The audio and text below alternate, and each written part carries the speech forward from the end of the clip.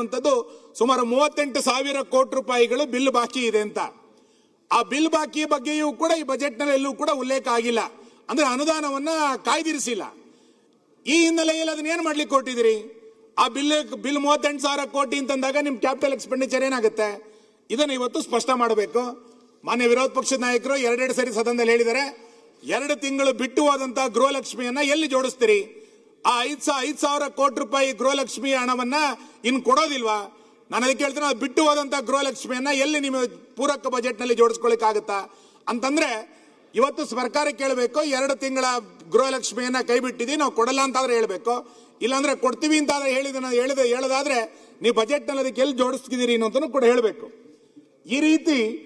ಈ ರೀತಿಯಾದಂತಹ ಸಾಕಷ್ಟು ರೀತಿಯಾದಂತಹ ಮೇಲ್ನೋಟಕ್ಕೆ ಕಂಡು ಬರುವಂತಹ 16 ಯೋಜನೆಗಳಿಗೆ ಈ ಸರ್ಕಾರ ಅನುದಾನಗಳನ್ನ ಇದರಲ್ಲಿ ಮೀಸಲಿಟ್ಟಿಲ್ಲ. ಈ ಹಿನ್ನೆಲೆಯಲ್ಲಿ ನಿಮ್ಮ ಒಟ್ಟು ಬಜೆಟ್ಟಿನ ಅಂಕಿಅಂಶಗಳ ಬಗ್ಗೆ ನನಗೆ ಅನುಮಾನ ಇದೆ ಅನ್ನೋದನ್ನ ನಾನು ಮತ್ತೆ ಈ ಸಂದರ್ಭದಲ್ಲಿ ಹೇಳಲಿಕ್ಕೆ ಇಚ್ಛೆ ಪಡ್ತೇನೆ. ಮಾನ್ಯ ಅಧ್ಯಕ್ಷರೇ, ಉದ್ಯೋಗಿ ನಿರುದ್ಯೋಗಿ ಯುವಕರು ಪ್ರತಿಭಟನೆ ಮಾಡಿದ್ರು ಅನ್ನುವ ಕಾರಣಕ್ಕೆ ಬಜೆಟ್ ನಲ್ಲಿ ಒಂದ್ ಲೈನ್ ಹೇಳಿ ಅದಕ್ಕೆ ಅನುದಾನ ಇಡೋದಿಲ್ಲ ಅಂತಂದ್ರೆ ಉದ್ಯೋಗ ಕೊಡೋದಿಲ್ಲ ಅಂತ ಅರ್ಥ.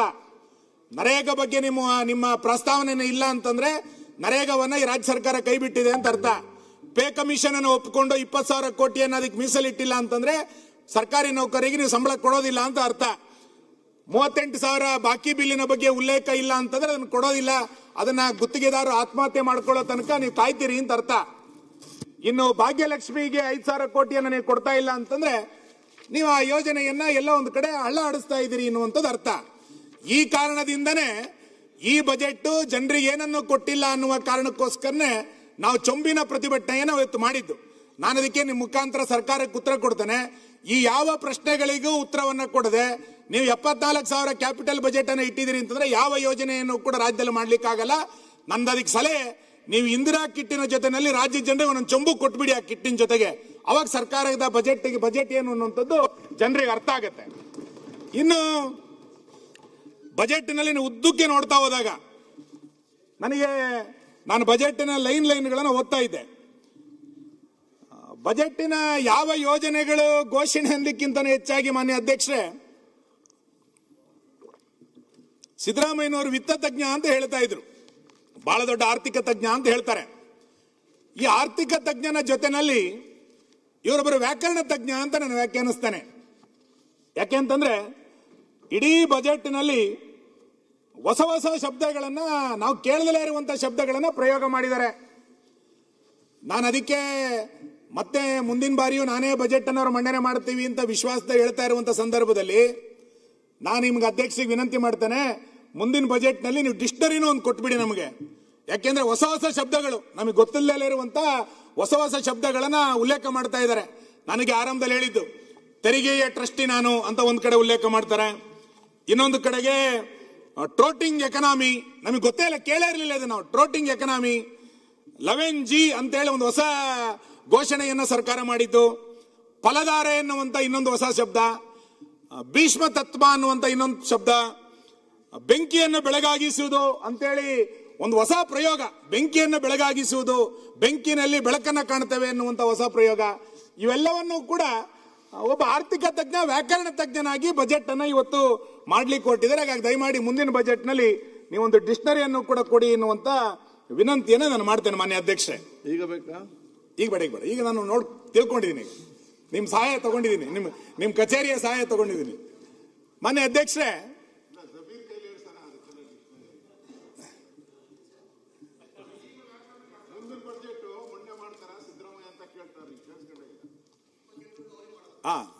ಇನ್ನು 2 ಡಿಕ್ಷನರಿ ಕೊಟ್ಬಿಡಿ ನಮಗೆ. ಬರ್ತೀನಿ ಕೊನೆಗೆ ಬರ್ತೀನಿ. ಒಂದಿಲ್ಲ, ಇನ್ನ 2 ಬಜೆಟ್ ಕೊಡ್ತಾರೆ ಮಾನ್ಯ ಅಧ್ಯಕ್ಷರೇ.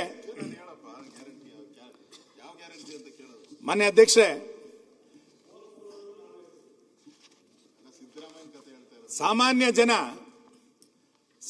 ಜನ ಬಜೆಟ್ ಅಂದ್ರೆ ಏನು ವ್ಯಾಖ್ಯಾನ ಮಾಡ್ತಾರೆ? ಸಾಮಾನ್ಯ ಜನರಿಗೆ ನೀವು ಬಹಳ ಅಂಕಿಅಂಶಗಳು ಗೊತ್ತಾಗಲ್ಲ. ನಾವೆಲ್ಲ ಹಳ್ಳಿಯಿಂದ ಬಂದಿರೋರಿಗೆ ನಾವು ಬಜೆಟ್ ಮುಗಿಸಿ ಊರಿಗೆ ಹೋದಾಗ ಏನ್ ಹೇಳ್ತಾರೆ ಅಂತಂದ್ರೆ, ನೀವು ಸಾಲ ಎಷ್ಟು ಅದೆಲ್ಲ ಬಹಳ ಜನ ತಲೆ ಕೆಸ್ಕೊಳ್ತಿಲ್ಲ ಅಥವಾ ಗೊತ್ತಿಲ್ಲ ಅವರಿಗೆ. ಸಾಮಾನ್ಯ ಜನರಿಗೆ ಬಜೆಟ್ ಅಂದ್ರೆ ಏನು ಅಂತ ಕೇಳಿದ್ರೆ, ಈ ಸರ್ಕಾರದ ಯೋಜನೆಗಳೇನು, ಆ ಯೋಜನೆಗಳಿಗೆ ಅನುದಾನ ಎಷ್ಟಿಟ್ಟಿದ್ದಾರೆ, ಇಟ್ಟಂತ ಅನುದಾನದಲ್ಲಿ ಎಷ್ಟು ಅನುಷ್ಠಾನ ಆಗಿದೆ, ಯೋಜನೆ, ಅನುದಾನ, ಅನುಷ್ಠಾನ, ಇದನ್ನ ಒಂದು ಬಜೆಟ್ ಅಂತೇಳಿ ಸಾಮಾನ್ಯ ಜನ ಅರ್ಥ ಮಾಡ್ಕೊಳ್ತಾರೆ. ನಾನು ಸರ್ಕಾರವನ್ನ ಕೇಳ್ತಾನೆ, ಈ ಸರ್ಕಾರದಲ್ಲಿ ನೀವು 3 ವರ್ಷವನ್ನ ಪೂರೈಸ್ತಾ ಬಂದಿದ್ದೀರಿ. ಯಾವ್ಯಾವ ಯೋಜನೆಗಳ ಬಗ್ಗೆ ನಿಮ್ಮ ನಿಲುವೇನು? ಯೋಜನೆಗಳು ಬಂದಾಗ ನೀವು ಯಾವ ರೀತಿಯಾದಂಥ ನಿಲುವುಗಳನ್ನು ತೆಗೆದುಕೊಳ್ತಾ ಹೋದ್ರಿ? ನೀವು ಮಾಡಿದಂಥ ಯೋಜನೆಗಳಿಗೆ ಕೊಟ್ಟಂತ ಅನುದಾನಗಳೆಷ್ಟು? ಆ ಅನುದಾನಗಳ ಬಳಕೆ ಯಾವ ರೀತಿ ಆಗಿದೆ? ಅನುಷ್ಠಾನಗಳು ಯಾವ ರೀತಿ ಆಗಿದೆ? ಇದ್ಯಾವುದಕ್ಕೂ ಕೂಡ ಅಜಗಜಾಂತರವಾದಂಥ ವ್ಯತ್ಯಾಸ. ಮಾನ್ಯ ಅಧ್ಯಕ್ಷೆ, ಎಲ್ಲೂ ಕೂಡ ಒಂದಕ್ಕೊಂದು ಸಂಬಂಧ ಇಲ್ಲದಂತ ವಾತಾವರಣವನ್ನ ಈ ಸರ್ಕಾರ ಇವತ್ತು ಸೃಷ್ಟಿ ಮಾಡಿದೆ. ಮತ್ತು ಆ ಎಲ್ಲ ಯೋಜನೆಗಳನ್ನ ಉದ್ದೇಶಪೂರ್ವಕವಾಗಿ ಸರ್ಕಾರ ಯಾವ ರೀತಿ ವಿಫಲ ಮಾಡ್ತಾ ಇದೆ ಅಂತ. ನಾನು ಯೋಜನೆ ಮತ್ತು ಅನುದಾನ, ಅನುಷ್ಠಾನಕ್ಕೆ ವಿಷಯ ಬಂದಾಗ ತುಂಬಾ ವಿಷಯಗಳನ್ನು ತೆಗೆದುಕೊಳ್ಳಬಹುದು, ನಾನು ಎಲ್ಲದನ್ನು ಹೇಳಲಿಕ್ಕೆ ಹೋಗಲ್ಲ. 3 ಜ್ವಲಂತವಾದಂತಹ ಸಮಸ್ಯೆಗಳನ್ನು ಇಲ್ಲಿ ಉಲ್ಲೇಖ ಮಾಡ್ಲಿಕ್ಕೆ ಇಷ್ಟಪಡ್ತೇನೆ ಮಾನ್ಯ ಅಧ್ಯಕ್ಷೆ. ನೀವು 14 ಬೇಡಿಕೆಗಳನ್ನ 21 ಬೇಡಿಕೆಗಳನ್ನು ಒಟ್ಟಿಗೆ ಹಾಕಿ ಅದನ್ನ ಚರ್ಚೆ ಮಾಡಿ ಅಂತಂದಾಗ ಎಲ್ಲದನ್ನು ಮಾಡ್ಲಿಕ್ಕೆ ಆಗಲ್ಲ. ನಾನು 3-4 ವಿಷಯಗಳನ್ನು ಮಾತ್ರ ಉಲ್ಲೇಖ ಮಾಡ್ತೇನೆ. ಸರ್ಕಾರ ಭಾರಿ ತರಾತುರಿನಲ್ಲಿ ಜಾತಿ ಗಣತಿಯನ್ನ ಆರಂಭ ಮಾಡಿತು. ಮಧುಸೂದನ್ ನಾಯಕ್ ಅವರ ಸಮಿತಿಯನ್ನ ರಚನೆ ಮಾಡಿ ಹೊಸ ಶೈಕ್ಷಣಿಕ ಮತ್ತು ಆರ್ಥಿಕ ಸಮೀಕ್ಷೆಯನ್ನು ಮಾಡ್ತೀವಿ ಅಂತೇಳಿ ಸರ್ಕಾರ ಹೊರಡಿತು. ನಾವು ಒಂದು ಹಂತದಲ್ಲಿ ಹೇಳಿದ್ವಿ ಸರ್ಕಾರಕ್ಕೆ, ಕೇಂದ್ರ ಸರ್ಕಾರ ಏಪ್ರಿಲ್ನಿಂದ ಜನಗಣತಿಯನ್ನು ಆರಂಭ ಮಾಡ್ತಾ ಇದೆ, ಆ ಜನಗಣತಿಗೆ ರಾಜ್ಯ ಸರ್ಕಾರ ಸಹಕಾರವನ್ನು ಮಾಡಿ. ಯಾಕೆ ಹೊಸ ಜನಗಣತಿಯನ್ನು ಮಾಡ್ಲಿಕ್ಕೆ ಹೋಗ್ತೀರಿ, ಶೈಕ್ಷಣಿಕ ಸಮೀಕ್ಷೆಯನ್ನು ಮಾಡ್ಲಿಕ್ಕೆ ಹೋಗ್ತೀರಿ ಅಂತ ನಾನು ಕೇಳಿದ್ವಿ. ನಾವೆಲ್ಲ ಹೇಳಿದ್ವಿ, ನಮ್ಮ ವಿರೋಧ ಪಕ್ಷದ ನಾಯಕರು, ನಮ್ಮ ಪಾರ್ಟಿ ಅಧ್ಯಕ್ಷರು ಎಲ್ಲರೂ ಕೂಡ ಹೇಳಿದ್ವಿ. ಆಗ ಮುಖ್ಯಮಂತ್ರಿಗಳು ಹೇಳಿದ್ದೇನು ಅಂತ ಕೇಳಿದ್ರೆ, ಇದು ಜಾತಿ ಗಣತಿ ಅಲ್ಲ, ಇದು ಶೈಕ್ಷಣಿಕ ಮತ್ತು ಆರ್ಥಿಕ ಸಮೀಕ್ಷೆ. ರಾಜ್ಯದಲ್ಲಿ ಎಷ್ಟೋ ವರ್ಷಗಳಾಯಿತು ಸಮೀಕ್ಷೆಗಳಾಗದೆ. ಆ ಸಮೀಕ್ಷೆಯ ವರದಿಯನ್ನು ತೆಗೆದುಕೊಂಡು ಯಾವ್ಯಾವ ಸಮುದಾಯದ ಜನ ಯಾವ ರೀತಿ ಇದ್ದಾರೆ ಅವರ ವಸ್ತುಸ್ಥಿತಿಯನ್ನು ಅಧ್ಯಯನ ಮಾಡಿ ಅದರ ಅಂಕಿಅಂಶಗಳನ್ನು ತೆಗೆದುಕೊಂಡು ಸರ್ಕಾರದ ಯೋಜನೆಗಳನ್ನು ತಲುಪಿಸ್ಬೇಕು. ಅದಕ್ಕೆ ನಾವು ಬಹಳ ಬೇಗ ಇದನ್ನ ಮುಗಿಸ್ಬೇಕು, 1 ತಿಂಗಳೊಳಗೆ ಇದನ್ನು ಮುಗಿಸ್ಬೇಕು ಅಂತ ಸೂಚನೆ ಕೊಟ್ಟಿದ್ದೀನಿ ಅಂತ ಹೇಳಿದ್ರು. ನಮಗೊಂದು ಕಳಕಳಿ ಇದೆ ಅಂತ ಅನ್ನಿಸ್ತು ಮುಖ್ಯಮಂತ್ರಿಗಳ ಮಾತನ್ನು ಕೇಳಿದಾಗ.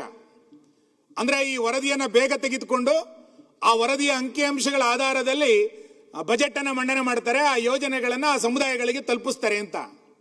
ನಾನು ಕೇಳ್ತೇನೆ ಮಾನ್ಯ ಅಧ್ಯಕ್ಷರೇ, ಸೆಪ್ಟೆಂಬರ್ 22, 2025ಕ್ಕೆ ಮಧುಸೂದನ್ ನಾಯಕ್ ಅವರ ವರದಿ, ಗಣತಿಯ ವರದಿ ಆರಂಭ ಆಯಿತು. ಬಹಳ ತರಾತುರಿನಲ್ಲಿ 1 ತಿಂಗಳಲ್ಲಿ ಮುಗಿಸಿದ್ರಿ. ಸುಮಾರು 500 ಕೋಟಿ ರೂಪಾಯಿಯನ್ನ ಖರ್ಚು ಮಾಡಿದ್ರಿ. 500 ಕೋಟಿ ರೂಪಾಯಿಯನ್ನ ಖರ್ಚು ಮಾಡಿ ನೀವು ಎಲ್ಲ ಮನೆಗಳಿಗೆ ತೆರಳಬೇಕು ಅಂತೇಳಿ ಅಕ್ಟೋಬರ್ 31ನೇ ತಾರೀಕಿಗೆ ಇದನ್ನು ಮುಗಿಸಿದ್ರಿ. ಸೆಪ್ಟೆಂಬರ್ 22ಕ್ಕೆ ಆರಂಭ ಆಗಿ ಅಕ್ಟೋಬರ್ 31ನೇ ತಾರೀಕಿಗೆ ಇದನ್ನು ಮುಗಿಸಿದ್ರಿ. ಆಮೇಲೆ ನವೆಂಬರ್ 10ನೇ ತಾರೀಕಿನ ತನಕ ಗಡುವು ಕೊಟ್ಟು ಈ ವರದಿಯನ್ನ ತಯಾರು ಮಾಡ್ತೀವಿ ಅಂತ ಹೇಳಿದ್ರಿ. ಸೆಪ್ಟೆಂಬರ್, ಅಕ್ಟೋಬರ್, ನವೆಂಬರ್, ಡಿಸೆಂಬರ್, ಜನವರಿ, ಫೆಬ್ರವರಿ, ಮಾರ್ಚ್ 7 ತಿಂಗಳಾಯ್ತು ಮಾನ್ಯ ಅಧ್ಯಕ್ಷರೇ. ಇವತ್ತಿನ ತನಕ ವರದಿ ಏನಾಗಿದೆ ಅನ್ನುವಂಥದ್ದನ್ನ ಒಂದು ಲೈನ್ ಹೇಳಿಲ್ಲ ಬಜೆಟ್ನಲ್ಲಿ. ರಾಜ್ಯಪಾಲರ ಭಾಷಣದಲ್ಲೂ ಕೂಡ ಹೇಳ್ತಾರೆ ಅಂತ ನನ್ನ ಕುತೂಹಲದಿಂದ ಕಾಯ್ತಾ ಇದ್ದೆ. ರಾಜ್ಯಪಾಲರ ಭಾಷಣದಲ್ಲೂ ಕೂಡ ಈ ಮಧುಸೂದನ್ ನಾಯಕ್ ವರದಿಯ ಬಗ್ಗೆ ಒಂದು ಶಬ್ದ ಉಲ್ಲೇಖ ಆಗಲಿಲ್ಲ. ಬಜೆಟ್ನಲ್ಲಿ ಒಂದು ಶಬ್ದ ಉಲ್ಲೇಖ ಮಾಡಲಿಲ್ಲ. ರಾಜ್ಯದ ಜನರ ತೆರಿಗೆಯ ಟ್ರಸ್ಟಿ ಅಂತ ಹೇಳುವಂತಹ ಮುಖ್ಯಮಂತ್ರಿಗಳು ಈ ವರದಿಗೋಸ್ಕರ 500 ಕೋಟಿ ರೂಪಾಯಿಯನ್ನ ಖರ್ಚು ಮಾಡಿದಿರಲ್ಲ, ಆ ವರದಿ ಏನಾಯ್ತು ಅಂತ ಹೇಳ್ಬೇಕಲ್ಲ, ಆ ವರದಿ ಯಾವಾಗ ಮಂಡನೆ ಆಗುತ್ತೆ ಅಂತ ಹೇಳ್ಬೇಕಲ್ಲ. ನನಗೆ ಅನ್ಸುತ್ತೆ ನೀವು ಕಾಂತರಾಜು ವರದಿಯನ್ನ 2014ರಲ್ಲಿ ಆರಂಭ ಮಾಡಿ ಅದನ್ನ ಡಸ್ಟ್ಬಿನ್ಗೆ ಹಾಕಿದ್ರಿ, ಅದನ್ನ ತರಲೇ ಇಲ್ಲ ನೀವು. ಅದಾದ ನಂತರ ಜಯಪ್ರಕಾಶ್ ಹೆಗಡೆ ವರದಿಯನ್ನ 2023-24ರಲ್ಲಿ ತಗೊಬಂದ್ರಿ. ಬಹಳ ದೊಡ್ಡ ಪ್ರಮಾಣದಲ್ಲಿ ರಾಜ್ಯದಲ್ಲಿ ಸುದ್ದಿ ಆಯ್ತದು. ನಿಮ್ಮ ಪಾರ್ಟಿ ಒಳಗೆ ಗೊಂದಲ, ಮಂತ್ರಿ ಮಂಡಲದಲ್ಲಿ ಗೊಂದಲ, ಕ್ಯಾಬಿನೆಟ್ ಅಲ್ಲಿ ಚರ್ಚೆ, ನಂತರ ಹೈಕಮಾಂಡ್ ಹೇಳಿತು ಅಂತೇಳಿ ಆ ವರದಿಯನ್ನ ಡಸ್ಟ್ಬಿನ್ಗೆ ಹಾಕಿದ್ರಿ. ಈಗಲೂ ಕೂಡ ಈ ವರದಿಯನ್ನ ಜಾರಿ ಮಾಡುವಂತ ಅಥವಾ ಈ ವರದಿಯನ್ನ ಸ್ವೀಕಾರ ಮಾಡಿ ಆ ಅಂಕಿಅಂಶಗಳ ಆಧಾರದಲ್ಲಿ ಆ ಸಮುದಾಯಗಳಿಗೆ, ಯಾವ ಹಿಂದುಳಿದ ವರ್ಗದ ಸಮುದಾಯಗಳಿಗೆ ಯೋಜನೆಗಳನ್ನು ರೂಪಿಸಬೇಕು ಅಂತ ನೀವು ಭಾಷಣ ಮಾಡಿದ್ರೋ ಆ ಪ್ರಾಮಾಣಿಕವಾದಂತ ಕಳಕಳಿ ನಿಮ್ಮ ಹತ್ರ ಇಲ್ಲ. ಇದ್ದಿದ್ರೆ ಇಷ್ಟೊತ್ತಿಗೆ ನೀವು ವರದಿಯನ್ನ ತರಿಸ್ಕೊಳ್ತಾ ಇದ್ರಿ. ನನಗನ್ಸುತ್ತೆ ನೀವಿನ್ನೊಂದು 50 ರೂಪಾಯಿ ಎಕ್ಸ್ಟ್ರಾ ಬಜೆಟ್ ನಲ್ಲಿ ಇಟ್ಟು ಆ ಮಧುಸೂದನ್ ನಾಯಕ್ ವರದಿಯನ್ನು ಕೂಡ ಡಸ್ಟ್ಬಿನ್ಗೆ ಹಾಕ್ತೀರಿ ಅಂತ ನಾನು ಇಲ್ಲೂ ಕೂಡ ಹೇಳ್ತಾನೆ.